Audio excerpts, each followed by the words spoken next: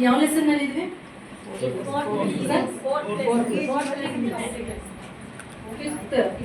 Fourth lesson ಬಂದು feelings. Okay, fifth lesson.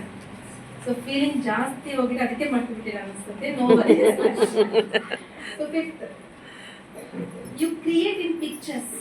Visualisation ಅಂತ ಹೇಳ್ತೀವಲ್ವಾ, ನಮ್ಮ ಒಂದು ಅನುಭೂತಿಗೆ ಒಂದು ರೂಪ ಕೊಡ್ಬೇಕಂತ. ನೀವು ಆರೋಗ್ಯವಾಗಿದ್ದೀರಾ, ಅದಕ್ಕೆ ಒಂದು ರೂಪ ಕೊಡ್ಬೇಕು. ಆರೋಗ್ಯವಾಗಿ ಕಾಣಿಸ್ತಾ ಇರೋದು ಪಿಕ್ಚರ್ ವಿಜುವಲೈಸ್ ಮಾಡ್ಕೋಬೇಕು. ನೀವು ಕಂಪ್ಲೀಟ್ ಸಮೃದ್ಧಿಯಾಗಿ ಸಂಪತ್ತು ನಿಮ್ಮ ಹತ್ರ ಇದೆ. ಸಂಪತ್ತು ಅನ್ನೋದೇ ಒಂದು ಎನರ್ಜಿ. ಕೇಳ್ರಿ, ಬರುತ್ತೆ. ಸಂಪತ್ತು ಕೇಳಬಾರ್ದು, ಧ್ಯಾನ ಕೂತ್ಕೊಂಡು ನಾನು ತಪ್ಪದು. ಎದಕ್ ಬೇಕು ಸಂಪತ್ತು? ಧ್ಯಾನ ಪ್ರಚಾರ ಮಾಡಬೇಕು, ಸುಮ್ಮನೆ ಬರುತ್ತಾ? ಇಲ್ಲಲ್ಲ, ಅದೊಂದು ಎನರ್ಜಿ. ಮನಿ ಅನ್ನೋದು ಒಂದು ಎನರ್ಜಿ. ನೀವು ಕೇಳ್ರಿ, ಕಂಪಲ್ಸರಿ ಬರುತ್ತೆ. ಸೊ ಒಂದು ಅದ್ರ ಜೊತೆಗೆ ಇನ್ನೊಂದು ಏನಿರ್ಬೇಕು, ಮನಿ ಅನ್ನೋದು, ಸಂಪತ್ತು ಅನ್ನೋದು ಒಂದು ಶಕ್ತಿ, ಒಂದು ಪ್ರವಾಹ. ಆ ಪ್ರವಾಹ ಯಾವಾಗ ಹೇಗಿರ್ಬೇಕು? ನಿಮ್ಮ ಹತ್ರ ಕೂಡ ಇಟ್ಕೋಬೇಡ. ಇದನ್ನ ಒಪ್ಕೊಂತೀರಾ? ಇಲ್ಲ ಮೇಡಮ್ ನನಗೆ ಬೇಕು ಅಂತಂದ್ರೆ ಆ ಫ್ಲೋ ಕೆಲಸ ಮಾಡಲ್ಲ, ಕಡಿಮೆ ಆಗುತ್ತೆ, ಬರೋದು ಇಲ್ಲ. ಮೇಬಿ ಪ್ರತಿಯೊಂದು ವಿಜುವಲೈಸ್ ಮಾಡ್ಕೊಳ್ರಿ. ನನಗೆ ಬೇಕಾಗಿರೋ ಸಂಪತ್ತು ನನ್ನ ಜೀವನದಲ್ಲಿ ಬರ್ತಾ ಇದೆ, ಹಾಗೆ the money that flows through me helps me and others. ಆ ಪ್ರವಾಹ ಆಗ್ತಾ ಇರುವ ಆ ಸಂಪತ್ತು ನನಗೂ ಸಹಾಯ ಮಾಡ್ತಾ ಇದೆ, ಇನ್ನೊಬ್ಬರಿಗೂ ಸಹಾಯ ಮಾಡ್ಲಿಕ್ಕೆ ಅವಕಾಶ. ಇನ್ನೊಬ್ಬರಿಗೆ ಅಂತಂದ್ರೆ ಎಲ್ಲರಿಗೂ ಹೋಗ್ಬೋದು. ಯಾರು ಪತ್ರಿಕಾ ಸಂಕಲ್ಪಗಳಿಗೆ ಕೆಲಸ ಮಾಡ್ತಾ ಇದ್ರೆ ಅವರೆಲ್ಲರಿಗೂ ಹೋಗ್ತಾ ಇದೆ. ಸೊ ಅವಾಗ ಡೋರ್ಸ್ ಓಪನ್ ಆಗುತ್ತೆ. ಅರ್ಥ ಆಗ್ತಾ ಇದೆ? So fifth lesson completed. ಇದರಲ್ಲಿ ಎಲ್ಲರೂ ಮಾಸ್ಟರಿ ಪಡೆದು first, second, third stage, direct fourth stage ನಾವು ಆಗ್ತೀವಿ.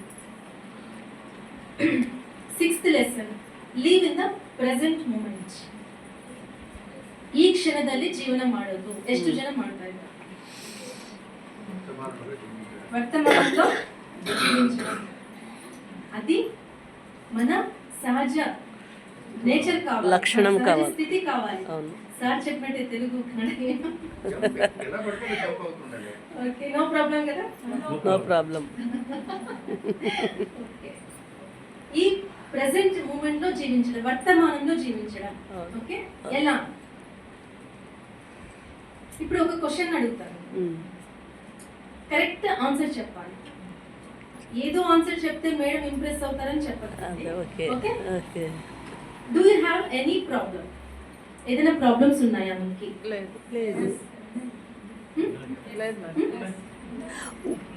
ఎంతమందికి ఉన్నాయి? కరెక్ట్ గా చెప్పండి. ప్రాబ్లమ్స్ అంటే కానీ ఎంతమందికి ఉన్నాయి problem? Do you have any problem? Problem అయితే ఏం లేదు. ఓకే, ఉన్నాయా? ప్రాబ్లమ్స్ ఉన్నాయి. నాకు ఫస్ట్ క్వశ్చన్ అడిగాను కదా, do you have any problem అన్న వెంటనే మీకు ఏం జరుగుతుంది? ఆలోచన వచ్చింది. ఎక్కడికి వెళ్ళాలి? ప్రాబ్లం ఎక్కడుంది? ఆలోచనలో. గతంలోకి వెళ్ళారు. ఓకే, గతంలోకి వెళ్ళారా లేదా? ప్రాబ్లం వచ్చింది, ప్రాబ్లం ఉందా అంటే మీరు గతంలోకి వెళ్ళాలి, లేకపోతే ఫ్యూచర్. అవును, ఈ క్షణంలో ఉండండి. ఇప్పుడు ఇక్కడ నేను కూర్చున్నాను, మీరు కూర్చున్నారు, ఇది మనం ఇద్దరం కూర్చున్నాము. ఈ క్షణంలో జీవించే వాళ్ళకి ప్రాబ్లమ్స్ ఉండవు. అదే ప్రాక్టికల్ గా చెప్తున్నాను, మర్చిపోరు. డోర్స్ ఇప్పుడు ఇక్కడ కూర్చున్నాం మనం అంతా, పైన సీలింగ్, ఇక్కడ పాపాయి హాల్లో కూర్చున్నాం, కూర్చున్నాం. ఇప్పుడు మళ్ళీ అదే క్వశ్చన్ అడుగుతాను, do you have any problem? No. First ఎందుకు వచ్చింది? అప్పుడు మనస్సు ఫ్యూచర్ వెళ్ళాం. లేదు, ఇక్కడే ఉండండి. అవును, గతంలో ప్రాబ్లం ఉందా?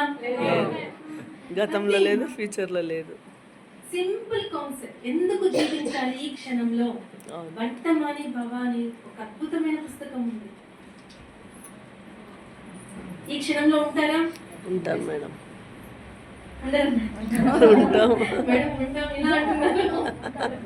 ఉండాలి. అదొక్కటే, అది మన చేతిలో ఉంది. Correct. Do you have any problem? అప్పుడు ఇలా చేయొచ్చారు మేడం. ఇప్పుడు కాదు, ఎప్పుడు అడిగినా కూడా ఆన్సర్ నో. ఓకే, దీన్ని ప్రాక్టీస్ చేసుకోవాలి ఎవ్రీ మూమెంట్. యాక్చువల్లీ నాకు జరిగిన ఎక్స్పీరియన్స్ చెప్తాను. ఈ పుస్తకం చదివేంత వరకు ఏదైనా క్లాస్కి వెళ్ళాలంటే ఫస్ట్ నేను ప్రిపేర్ అవ్వాలన్నమాట. ఎందుకు లాంగ్వేజ్ రాదు, నేను ఏం చెప్పాలి, ఎలా స్టార్ట్ చేయాలి, ఎలా ఏం చేయాలి, ప్లానింగ్తో వెళ్తాను. ఊరికి ఎక్కడ పోయి కూర్చోవడం నాకు ఇష్టం ఉండదు. సో ఏదైనా క్లాస్ సడన్గా అడిగారు అనుకోండి, లేదు లేదు నేను చేయలేను, భయం. ఒకవేళ అడిగిన పరిస్థితి వచ్చినా సార్ని, వెంకటేష్ సార్ని, ఇలా కూర్చోండి పక్కన, ఆన్లైన్ క్లాస్ కదా, సార్ పక్కన కూర్చుంటే కనిపించదు, బట్ మీరు కూర్చోండి నేను చేస్తాను. అక్కడ 100 మంది ఉన్నారు, 200 మెంబర్స్ ఉన్నారు, నాకు భయం అవుతుంది. అది రేజ్ అవుతా ఉంటుంది అనమాట జూమ్లో. ఆయన పని ఫుల్ పని, ఆయన బిజీ ఉంటారు. ప్లీజ్ ఒక 15 మినిట్స్ కూర్చొని పోండి, మీకు ఎంత పని కూర్చోండి, అలా ఉండేదన్నమాట. ఈ పుస్తకం చదివిన తర్వాత ఎలా ఉంటుందంటే any time super. So madam class కావాలా అంటే ఓకే, ఇలా అంటే భయం అనేది కంప్లీట్గా జీరో అయిపోతుంది అనమాట ఈ క్షణంలో జీవించినప్పుడు. భయం అనేదే లేదు, ఇక్కడ క్రియేషన్ జరుగుతుంది అంతే. ఈ మైండ్ అనేదే లేదు. మైండ్ ఉందా? ఇప్పుడు పుట్టిన పాప అక్కడ ఏముంది, శరీరం ఉంది, ఆత్మ ఉంది. మైండ్ అనేది ఉంటుందా? ఉండదు. దానికి ఎప్పుడు వస్తుంది? పెరిగిన తర్వాత. ఎక్కడి నుండి వచ్చింది? కుటుంబము సమాజం. కుటుంబం, విశ్వం నుండి రాలేదు. కుటుంబము సమాజం.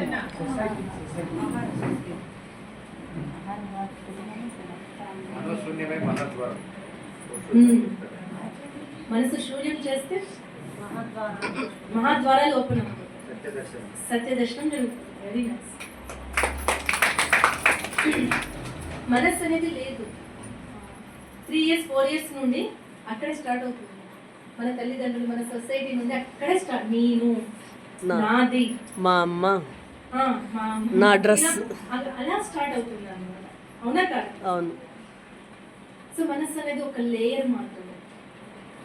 దాన్ని కరెక్ట్గా ఉపయోగించుకుంటే ఇది అద్భుతం. దీన్ని ఒప్పుకుంటారా?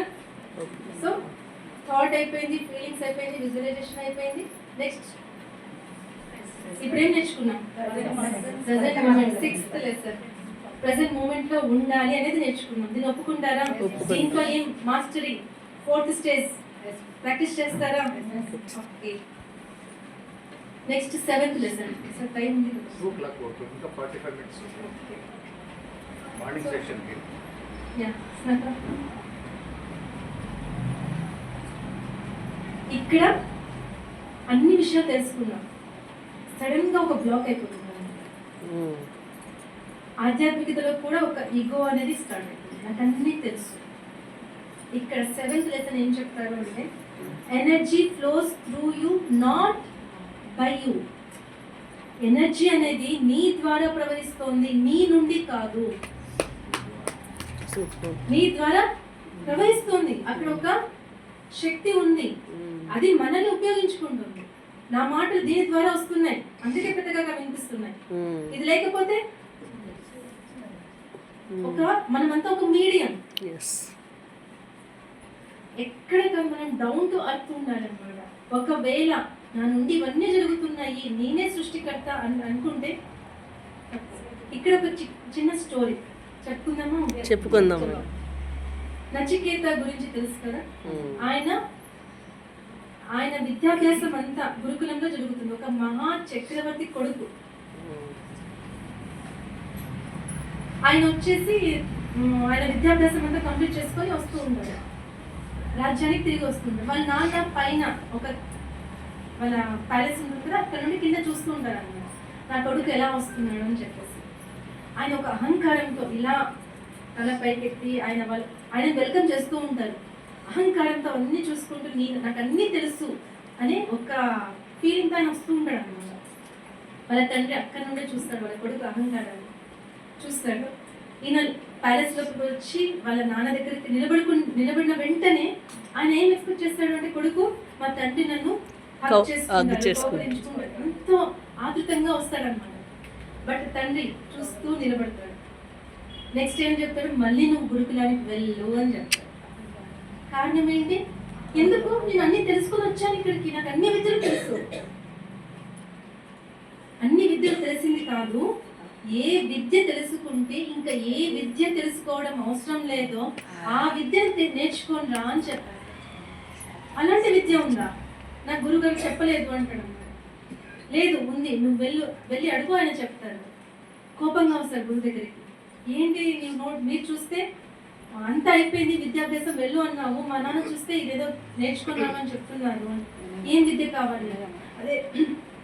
అదేదో విద్య ఉంది కదా, ఆ విద్య నేర్చుకుంటే వేరే ఏది అవసరం లేదంటే ఆ విద్య నాకు నేర్పించు అని అడుగుతాను. అవునైనా ఉంది, అది అడిగితే మాత్రం నేను చెప్తాను, లేకపోతే చెప్పను అని చెప్తాను. సో ఆయనతో పాటు ఓకే, ఇప్పుడు నాకు చెప్పు, ఆ విద్య నేర్పించాలి కదా. ఓకే, ఆశ్రమంలో 100 ఆవులు ఉన్నాయి. సో ఆవుల్ని తీసుకొని వెళ్ళు, ఫారెస్ట్ అక్కడికి అడవిలోకి వెళ్ళు, ఆ ఆవులు 1000 తర్వాత నువ్వు రా అని చెప్తాడు. 1000 ఆవులు అయిన తర్వాత రమ్మని చెప్తాడు. సరే, గురువు ఆజ్ఞ కదా, తీసుకొని వెళ్తాడు అనమాట.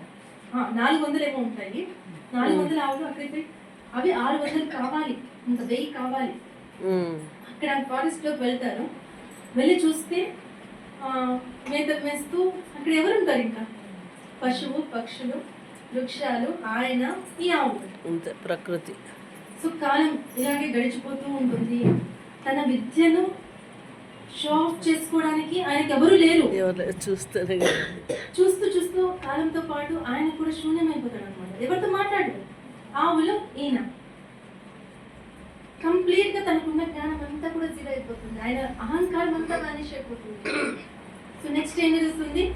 ఆయన మళ్ళీ ఇవి 1000 తర్వాత తీసుకొని వెళ్ళాలి కదా, దాన్ని కూడా మర్చిపోతాడు. ఆయన ఒక స్థితిలోకి వెళ్ళిపోతాడు. ఆయన అక్కడ ఆవులే చెప్తాయి, మేము 400 ఇప్పుడు 1000 అయినాము, ఇంకనైనా మీరు తీసుకొని వెళ్ళండి, మా గురువుగారి దగ్గరికి ఆశ్రమం వెళ్ళాలి అని ఆవులు చెప్తాయంట. ఓ అవును కదా అని చెప్పేసి ఆయన వస్తూ ఉంటాడు. ఇక్కడ ఆశ్రమంలో గురువుగారు ఆయన వచ్చేది వెయిట్ చేస్తూ ఉంటారు. తెలుసు ఆయనకి సార్, ఆయన గురువు దగ్గర వేరే శిష్యులు ఉంటారు కదా, అక్కడ చూడు 1001 ఆవులు వస్తున్నాయి అంటారు. 1000 ఆవులు కాదు, 1001 అంటే ఆయన్ని కూడా ఆవు కూడా. అక్కడికి వచ్చిన తర్వాత అప్పుడు అర్థమవుతున్నాడు ఇక్కడ కావాల్సినది ఆత్మజ్ఞానం. ఆత్మజ్ఞానం ఎప్పుడు? ఈ మనస్సు అనేది పని చేసే వరకు ఆత్మ అనేది సైలెంట్ గా ఉంటుంది. ఈ మనసు ఎప్పుడు శూన్యం అవుతుందో అప్పుడు ఆత్మ పని చేయడం స్టార్ట్ చేస్తుంది. అదే సార్ చెప్పిన మహాద్వారం ఓపెన్ అవుతుంది. ఇది అర్థమైందా? మన మనసును శూన్యం చేయడం ఎంత అవసరం. ఆ నచికేతుడు అప్పుడు అర్థమవుతుంది తనకు కావలసిన జ్ఞానం ఏంటి, ఆత్మజ్ఞానం. సో ఎలాంటి అహంకారం లేకుండా, నేను అనే అహంకారం లేకుండా మళ్ళీ తిరిగి ఆయన తన తండ్రి దగ్గరికి వెళ్తాడు అన్నమాట. అహం బ్రహ్మాస్మి అని చెప్పారు. అప్పుడు ఇంకేమన్నారు? ఓకే, సో ఇంతవరకు అర్థమైందా?